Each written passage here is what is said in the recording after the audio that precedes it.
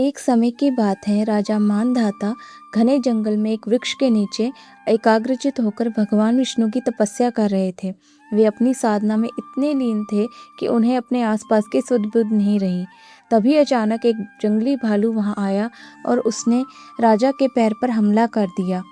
भालू राजा के पैर को चबाते हुए उन्हें घसीटकर जंगल के अंदर ले जाने लगा। राजा मानधाता तपस्या में थे, इसीलिए उन्होंने ना तो क्रोध किया, ना ही अपनी रक्षा के लिए कोई शस्त्र उठाया।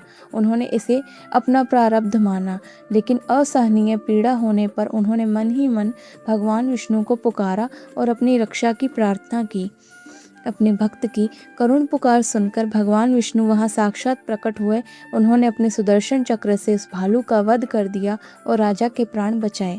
यद्यपि राजा की जान बच गई थी, लेकिन भालू के काटने से राजा का पैर पूरी तरह क्षत विक्षत हो गया था। राजा बहुत दुखी हुए। उन्हें दुखी देखकर भगवान विष्णु बोले, हे राजन, विलाप मत करो, यह तुम्हारे पूर्व जन्म के अपराध का फल है। तुम बिल्कुल चिंता ना करो। तुम मथुरा जाओ और वहां जाकर वैशाख कृष्ण पक्ष की वरुथनी एकादशी का विधि विधान से व्रत करो। वहां मेरी वराह अवतार की मूर्ति की पूजा करना। उस व्रत के पुण्य प्रभाव से तुम्हारा यह अंग पुनः पहले जैसा सुंदर और स्वस्थ हो जाएगा।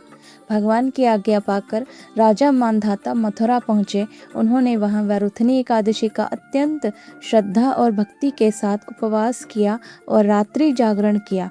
व्रत पूर्ण होने के बाद भगवान की कृपा से राजा का पैर न केवल ठीक हुआ, बल्कि उनका पूरा शरीर पहले से भी अधिक तेजस्वी और कांतिवान हो गया।